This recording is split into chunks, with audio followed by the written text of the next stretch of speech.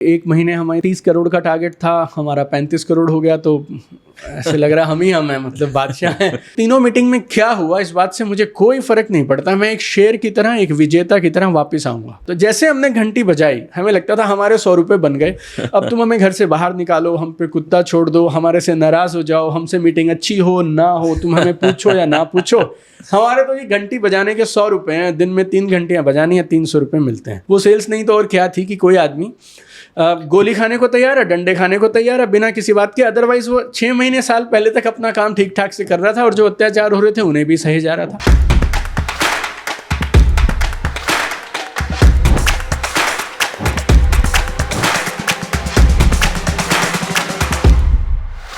आपने देखा होगा कि कई लोगों का जो बिलीफ है ना, वो बहुत एक्सटर्नल चीज़ों पे बेस्ड रहता है। जैसे कि सपोज सेल का कॉन्टेक्स्ट हम लें, तो एक बंदा सेल करने गया, रिजल्ट आ गया, तो अभी 3-4 दिन उसका बिलीफ सिस्टम, सेल्फ एस्टीम बिल्कुल ऊपर है। हाँ। फिर 3-4 दिन अगर रिजेक्शन मिल गया तो फिर वो शायद प्रोडक्ट पे, खुद पे, सब पे डाउट करने लगेगा। बिल्कुल सही बात। So what is the right way, what should be your source of belief in those cases? Should we attach our belief to the results, or we should attach to the dreams and our inner vision? How the person should navigate this belief? Okay. Whatever you are saying, जो आपने भी बोला ना, ये मैंने बहुत साल जिंदगी में खुद ये किया है। मेरे साथ ये हुआ है। Right. एक महीने हमारे 30 करोड़ का टारगेट था, हमारा 35 करोड़ हो गया। तो ऐसे लग रहा हम हैं, मतलब बादशाह हैं। अगले 3 महीने, हाँ बिल्कुल यस। और अगले 2-3 महीने नंबर्स नहीं हुए तो फिर डाउट होने लगता है खुद पे, प्रोडक्ट पे, हमसे हो पाएगा या नहीं हो पाएगा। मैं सही, फिर ना जो हम सही काम भी कर रहे होते हैं वो भी गलत से लगने लगते हैं, और हम हर चीज़ पे फिर सवाल करने से लगते हैं, यार मैं ये तो नहीं गलत कर रहा, वो तो नहीं गलत कर रहा, मेरा एटीट्यूड में तो कोई प्रॉब्लम नहीं, इसमें तो नहीं, कम्युनिकेशन में तो नहीं। Right. But then we realize something that the problem जो मैंने सॉल्व की, और मेरे साथ मैंने कई लाखों जो हमारे ट्रेनिंग के पार्टिसिपेंट्स हैं उनके साथ हमने सॉल्व की। So we call it a system called PDA, okay, primary daily action. Okay, right. तो ये मैंने पहले खुद अपने साथ किया, और बाद में मैंने फिर कुछ और लोगों के साथ किया, और जब रिजल्ट्स आए तो फिर हमने लाखों लोगों के साथ खूब इसको शेयर किया, इस पे ई-बुक्स बनाए और बहुत कुछ किया हमने। जैसे मेरा जो ये बिलीफ है ये रिजल्ट पे बेस्ड है जी। राइट। क्यों ना इस बिलीफ की परिभाषा को और इसकी मेजरमेंट को किसी ऐसी चीज़ पे मैं शिफ्ट कर दूं जो मेरे कंट्रोल में हो। राइट। रिजल्ट मेरे कंट्रोल में नहीं है। राइट। तो अगर मेरा बिलीफ ये है कि मैं अपने आप को अच्छा सेल्समैन तब मानूंगा जब मैं दिन की 2 सेल क्लोज कर लूँ जी। ठीक है। तो सेल आएगी तो मेरा बिलीफ अप है, सेल्स नहीं आई तो मेरा बिलीफ डाउन है जी। तो 10 में से 2 बार मेरा अप होगा और 80% डाउन होगा। Right, true. अगर मैं ये मान लूँ, अब मैं जिस तरीके से मैंने काम किया और मेरे को नेटवर्क मार्केटिंग में और अब लाइफ में कामयाबी मिलनी शुरू हुई, मैंने ये सोचना शुरू किया कि 10 में से 2 अगर सेल्स हो जाएं तो मैं उस सेल्समैन को इस पर्टिकुलर प्रोडक्ट, इस मॉडल में अच्छा सेल्स पर्सन मानूंगा। 10 में से 2 सेल्स। और मेरे को फिर धीरे धीरे ये भी लगने लगा कि 10 मीटिंग करी जाए ना, तो कितनी भी खराब मीटिंग हो, 2 सेल तो हम क्लोज कर ही आएंगे। राइट। ठीक। जनरली मैं एक दिन में 3 से 4 अच्छी मीटिंग्स कर सकता हूँ। तो 10 मीटिंग करने में मुझे 3 दिन अगर मिल जाएं तो मैं 10 मीटिंग करके आ जाऊँगा जी। तो अब मैंने मेरे को, मेरी सक्सेस को, मेरी खूबियों को, मेरे टैलेंट को और मेरे बिलीव्स को इस तरह से ट्रेन किया, दिन की 3 मीटिंग अगर मैंने कर ली तो फिर मेरे जैसा आदमी नहीं है दूसरा कोई, और मेरा गोल सिर्फ 3 मीटिंग करना ही है। ट्रू। अगर मैंने 3 दिन लगातार ये किया और बीच में 1 मीटिंग मैंने जैकपॉट कर ली तो 10 मीटिंग हो गई और 2 सेल्स आ जाएंगी मेरे पास। राइट। अब मैं सेल्स के ऊपर मेरे बिलीफ को बेस ही नहीं कर रहा हूँ, और मैंने मेरे बिलीफ को उठाकर उस चीज़ पे रख दिया जो मेरे टोटल कंट्रोल में है। और अब मैं घर से मेरी वाइफ को ये बोल के निकलता हूँ 3 मीटिंग करने जा रहा हूँ, और तीनों मीटिंग के बाद जब मैं लौटता हूँ, उन तीनों मीटिंग में क्या हुआ इस बात से मुझे कोई फर्क नहीं पड़ता। मैं एक शेर की तरह, एक विजेता की तरह वापस आऊँगा।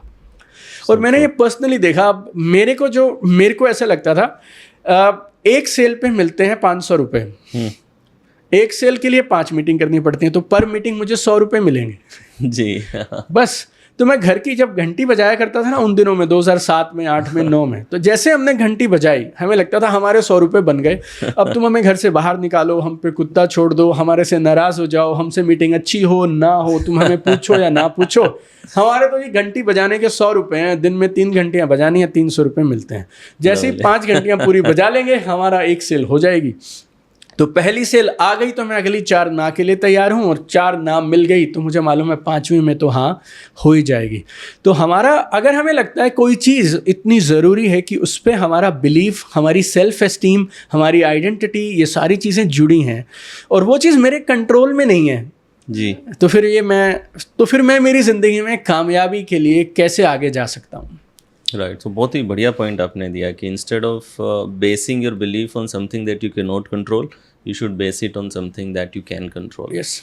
यहाँ पे एक सेल्स की बात हमने की, तो जो एक ओवरऑल कंडीशनिंग मैंने भी देखी है कि सेल्स को लेकर के लोगों के अंदर बहुत सारा रेजिस्टेंस होता है। People have resistance, right. So what do you think, why this resistance exist in our society? Generally किसी भी बिजनेस के अंदर एक सेलिंग बहुत ही इंपॉर्टेंट एस्पेक्ट है, सेल्स बहुत इंपॉर्टेंट एस्पेक्ट होता है। इनफैक्ट वही एक ऐसा पार्ट है जिसमें पैसा अंदर आता है, बाकी सब में तो बाहर ही जा रहा होता है। राइट। तो but still so many people have some wrong conditioning about sales. So what is your take on this? Why this exists in our society? Is it because of some fear? What do you think? See, we do one activity when we do our live events. Okay. और उसका नाम होता है How we manufacture our fears. हम nice. खुद अपने डरों को किस तरह से जन्म देते हैं। Lovely. Right? तो मुझे ऐसा लगता है, आपने मुझसे सेल्स बोला और आप और मैं, हम दोनों जैसे ये सेल शब्द, बिक्री, ये जो सेल्स का शब्द बोलते हैं ना, तो हमारे दिमाग में कुछ पिक्चर्स बनती हैं। राइट। फिर हम उन पिक्चर्स को कुछ मीनिंग से देने शुरू करते हैं, फिर वो डर बनता है या फेथ बनता है। ये उस पिक्चर्स और मीनिंग्स, इन दोनों के एक समीकरण है, इन दोनों की इक्वेशन के हिसाब से तय होता है। आम आदमी जब वो सेल्स सुनता है, उसकी पहली पिक्चर ये आती है, जैसे शायद आप रेड लाइट पे खड़े हैं और कोई आपकी गाड़ी का शीशा पीट के बोल रहा है ये गुब्बारे ले लो या सामान ले लो, या वो डोर टू डोर सेल्समैन जो नैगिंग है, जो बेशर्म कह सकते हैं आप, या पॉलिश शब्दों में बोलें तो बस यूं ही बिना सामने वाले को समझे पुश किए जा रहा है, लगातार पुश किए चला जा रहा है, बिना नीड को समझे, पुश किया जा रहा है। तो जैसे ही हम सेल्स बोलते हैं ना, as a career, as a profession, तो सामने वाले के दिमाग में जो पिक्चर्स आती हैं, वो पिक्चर्स ऐसी आती हैं जिनसे वो डरने लग जाता है। अगर हम इन पिक्चर्स को बदल पाएं तो ये डर भी ऑटोमेटिकली ख़त्म हो जाएगा।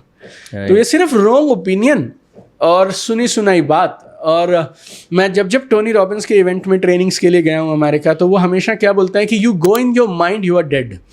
तो जैसे ही आप अपने दिमाग में जाते हैं और सोचने से इधर उधर शुरू करते हैं ना, तो कई बार आपका दिमाग ही आपको गलत दिशाओं में ले जाता है।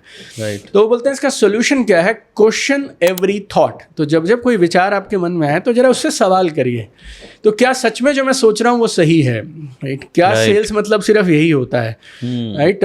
हर इंसान सेल कर, महात्मा गांधी जी ने सेल किया और पूरी दुनिया के स्वतंत्रता सेनानियों को, मतलब देश के इतने सारे लोगों को अचानक से स्वतंत्रता सेनानी बना दिया।